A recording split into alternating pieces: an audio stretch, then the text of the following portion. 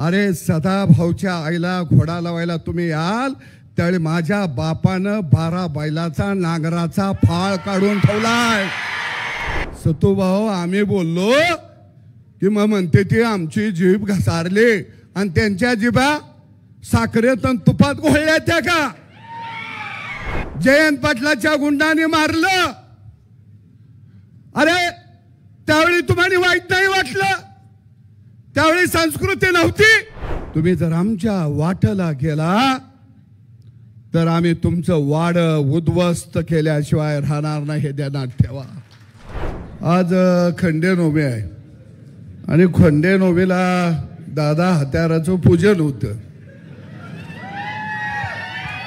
आणि आता ही पूजलेली हत्यार आता आम्ही आड्याला बांधणार नाही. आता या हत्यार आम्ही हातात घेणार आहे. मी पहिल्यांदा माझे सहकारी गोपीचंद पडळकर यांना वाढदिवसाच्या शुभेच्छा देतो. दादा संस्कृती हा शब्द राष्ट्रवादीमुळे मला पहिल्यांदा कळला. काय संस्कृती आणि तिथं आलेले कोण? तिथं आलेले सगळे गुणवंत लोक होते, कलावंत होते, नकलावंत होते, त्याच्या पुढे जाऊन अब्रुवंत होते. किती महान लोक अख्ख्या राज्यातनं झाडून आलेले होते. पडळकरजी अभिनंदन. असलं गडी पहिल्यांदा जिल्ह्यानं बघितलं. दादा तुमचं अभिनंदन. तुम्ही शांत संयमी व्यक्तिमत्व. तिसरा डोळा तुम्ही पहिल्यांदा उघडला म्हणून तुमचं अभिनंदन. राजाराम बापू हे आमचे आदर्श आहेत. मी बापू बरोबर काम केलंय. मी म्हटलं बी की बापू विषय आमच्या मनामध्ये आदर आहे. पण सांगलीला जी सभा झाली ती जर सभा बघितली तर काय परिस्थिती होती? मी जयंत पाटलांना साधी गोष्ट विचारतो. आम्ही बापूवर काम केलंय. बापूनी माणसं कोण कोण उभा केली? पंडितराव जाधव, नानासाहेब सगरे,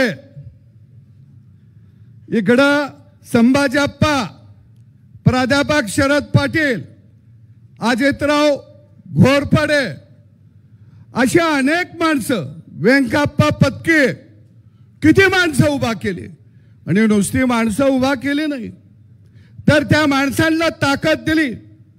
आणि तुम्ही किती महान काम केलं.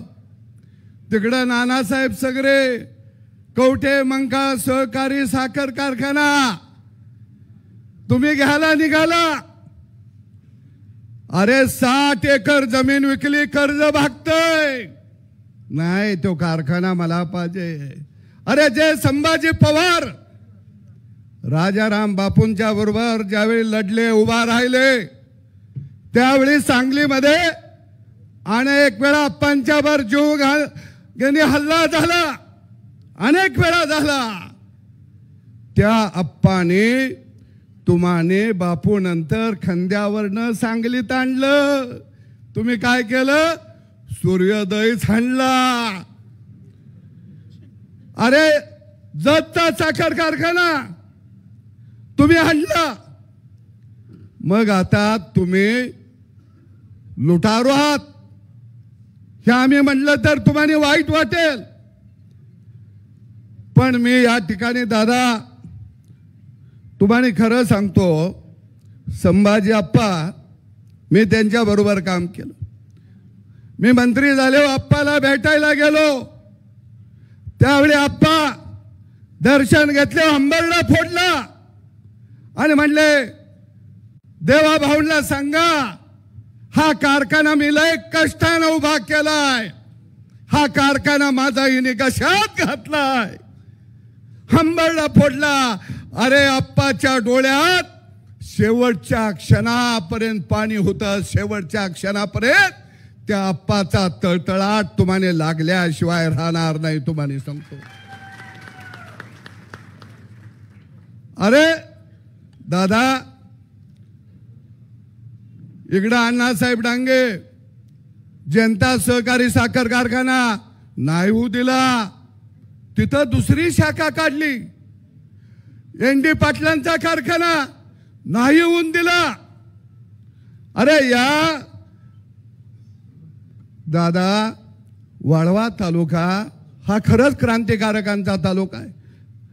क्रांतिशह नाना पाटील, क्रांतीवीर नागनाथ अण्णा नाईकवाडी, स्वातंत्र्य सैनिक पांडू मास्तर, स्वातंत्र्य सैनिक बर्डे गुरुजी, तमाशा कलावंत गुलाबराव बोरगावकर, शिक्षण मंत्री कर्मवीर भाऊराव पाटील, लोकशाहीर अण्णाभाऊ साठे, पट्टे बापूराव, किती नाव, पी सावळाराम, किती नाव. पण यांचं एकाचं सुद्धा नाव शिल्लक राहणार नाही. एकाचं सुद्धा दादा स्मारक बांधलं नाही. सत्यजित भाऊ, पेट नाक्याला दादा राज्याचे कृषी मंत्री होते आणि त्यावेळी आम्ही क्रांतिशह नाना पाटील कृषी महाविद्यालय आणलं. दादा, यांचं सरकार आलो ते महाविद्यालय रद्द करायचा प्रयत्न केला. आता आपलं सरकार आलो दादा, परत तुम्ही त्याला निधी दिला का बरं? त्या महाविद्यालयाला नाव कुणाचं? क्रांतिशह नाना पाटील. आमच्या बाचं नाही दिलं, नाना पाटलांचं दिलं. पण यांना त्यांची अलर्जी. दादा, खरं मी तुम्हाला सांगतो, त्या मेळाव्यामध्ये दिलीप पाटील काय बोलले? त्या अमोल कोल्याला म्हणले, कोला, त्याला म्हणले, कोल्या मी कुठला आहे? जेनं माझ्या गावात तुझ्या समोर सदाभाऊच्या आईला घोडा लागला म्हणला, त्या गावातला मी आहे. अरे ही तुमची संस्कृती. अरे सदाभाऊच्या आईला घोडा लावायला तुम्ही याल, त्यावेळी माझ्या बापानं 12 बैलाचा नांगराचा फाळ काढून ठेवलाय.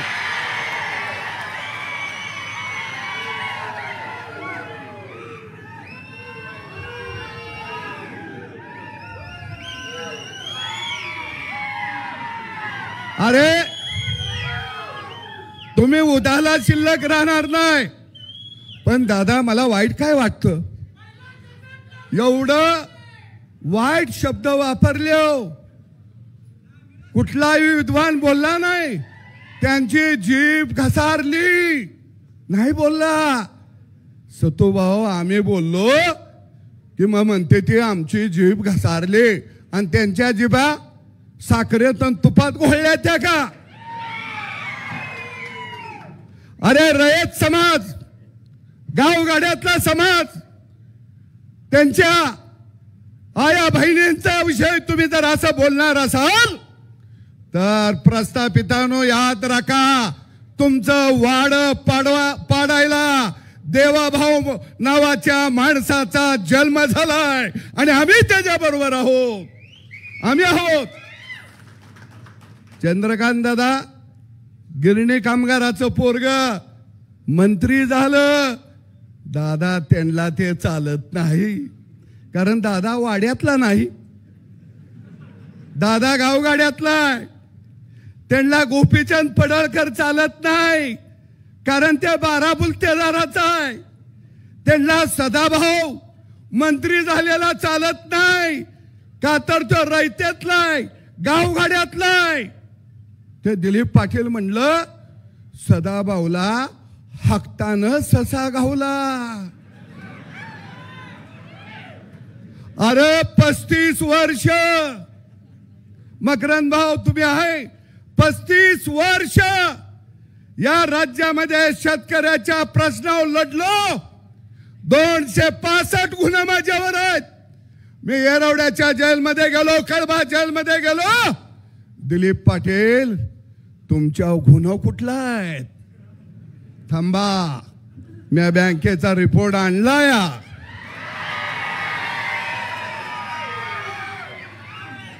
तुमच्या गुन्हा कुठला? अरे मी माड्यामध्ये जाऊन उभा राहिलो. 5 लाख मत या फाटक्या माणसाला सोलापूर जिल्ह्यात मिळाले. तुम्ही जरा जिल्हा परिषदला उभा राहिलाय का? कवा दरबारात उभा राहिल्यामुळं तुम्हाला बँक कारखाना डायरेक्टर असली पद मिळाली. आणि मला म्हणे तुम्हाला हक्कानं ससा घावला. अरे त्याला मग रानात जायला लागतं. कमोडवर बसल्यावर ससा नाही घावत.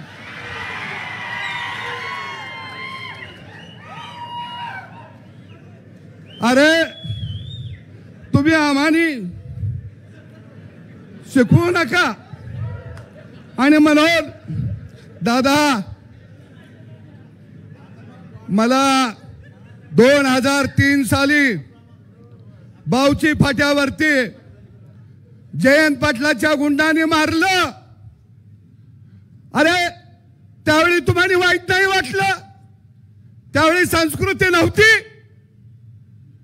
आणि दादा दुसऱ्या दिवशी संपूर्ण जिल्हा रस्त्यावरती आला. सगळा भाजप रस्त्यावरती आला. संभाजीप्पा सगळी रस्त्यावरती आली. सांगली जिल्हा बंद पडला. दादा माझी आई त्यावेळी पेठ नाक्याला 20-25 बायका घेऊन रस्त्यावरती हायवेला उभा राहिली थी. मला प्रचंड मारलं. तर माझ्या आईनं 3 तास जयंत पाटलांना सांगतो, अरे दरबारात माणसं कसली ठेवली ती तुम्ही? 3 तास माझ्या आईनं रस्ता रोको केला. ज्यावेळी आईला पोलीस उठवायला गेले त्यावेळी आईनं सांगितलं, काळजाचा तुकडा इथं येत नाही तोपर्यंत मी उठत नाही. माझ्या आईनं डोक्यावर डांबरीवर डोका आपटला. माझी आई रक्ताबंबाळ झाली. 3 तासानं दादा पोलिसांनी मला तिथं नेलं. मी आंदोलनात होतो त्यावेळी दादा माझी आई उठून मला मिठी नाही मारली.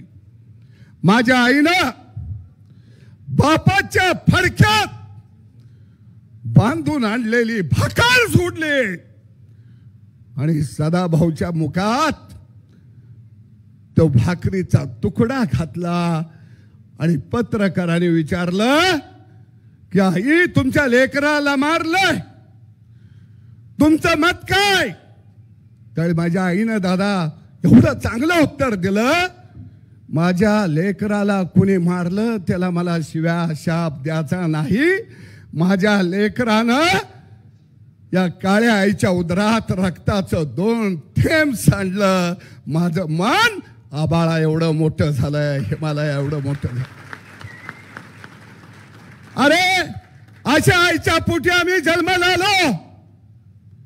आणि तुम्ही बाहेर सभेत तुमच्या खासदारासमोर आई बहिणींना शिव्या देता. तुम्हाला वाटतं सदाभाऊ हा शेतकऱ्याचा पोरगा आहे, गावगाड्यातला पोरगा आहे, रयतेचा पोरगा आहे. पण मी यांना सांगतो, अरे आम्ही फाटकी माणसं आहे, जरूर फाटके आहे, पण स्वाभिमानी आहे म्हणून आम्ही लढतो. याद राखा, तुम्ही जर आमच्या वाटेला गेला तर आम्ही तुमचं वाड उद्ध्वस्त केल्याशिवाय राहणार नाही, हे ध्यानात ठेवा. दादा मला तुम्हाला विनंती करायची आहे की जिल्हा मध्यवर्ती बँक ही जी दादा चौकशी झाली, या पहिल्या चौकशी समितीनं 44 मुद्द्यावरती दोष ठेवलाय. अजून माझ्याकडे 2 भारा आहेत आणि त्याच्यामध्ये आता आपण 88 अन्वये जी चौकशी लावा. हिने साखर कारखाने विकले, विका, पण साखर कारखाने तात्या दादा 400 कोटीचा कारखाना निलाव्यात काढायचा आणि 50 कोटीला विकायचा, वरच्या कर्जाला गोल मारायचा. 400-500 कोटीची मालमत्ता हिने 50 कोटी 40 कोटीला घेतलेल्या आहे. हिने खोट्या कंपन्या काढल्या दादा, त्या कंपन्यांच्या वरती कर्ज दाखवली. हिने खोट्या कोऑपरेटिव्ह संस्था काढल्या, त्याच्यावर कर्ज दाखवली. जी कंपनी नोकर भरतीला सक्षम नव्हती, काळ्या यादीत होती, त्या कंपनीकडनं नोकर भरती केले. 30 लाख 25 लाख 40 लाख रुपये एका कॅन्डिडेट कडून हिने घेतलं. दादा आता परत त्यांना परवानगी दिली 500 नोकर भरती करायला. 500 गुणिले 30 लाख लय मोठा घमाय, 150 कोटीचं. ह्या बँकेवर प्रशासक नेमा आणि घोटाळा भागदारांच्या वरती कारवाई करा, ही मागणी आमची आहे. दादा ह्याच्या पुढे जाऊन मी तुम्हाला सांगतो, या विरोधामध्ये एक सुनील फराटे नावाच्या पोरानं आवाज उठवला. तेजाव दादा हिने अब्रू नुकसानीचा, अब्रूदार माणसं ह्यांची अब्रू व्हायला लागली. माझा आरोप करता का? अरे मला तुमचं सगळं माहित आहे, पण मी बोलणार नाही. मला बोलायच्या वेळी माझ्याकडे पोतं भरून आहे, मी तुमच्याबरोबरच होतो की, त्यामुळे मला माहित आहे योग्य वेळी काढू. दादा त्या माणसावरती 50 कोटीचा दावा दाखल केला. 50 कोटी. अरे त्याच्या किडन्या ऐकल्या तरी एवढा पैसा येणार नाहीत, 50 कोटीचा. आणि म्हणून दादा या बँकेची चौकशी झाली पाहिजे. दुसरं दादा, मी खरं सांगतो तुम्हाला दादा, हे गडी लय भारी आहेत. आपली सभा झाली की तुम्हाला येऊन भेटणार चोरून, नाही यांचा डावच असतो. तुम्हाला भेटणार, दादा तुमच्यासारखा माणूस नाही आहे का? हा दादा तुम्ही प्रचंड अभ्यास होय, दादा तुमच्यामुळं लई विकास होतो. या हे खरं नसतंय दादा. मी मंत्री असताना बी अशीच करायला याची, तर पुन्हा पळाली.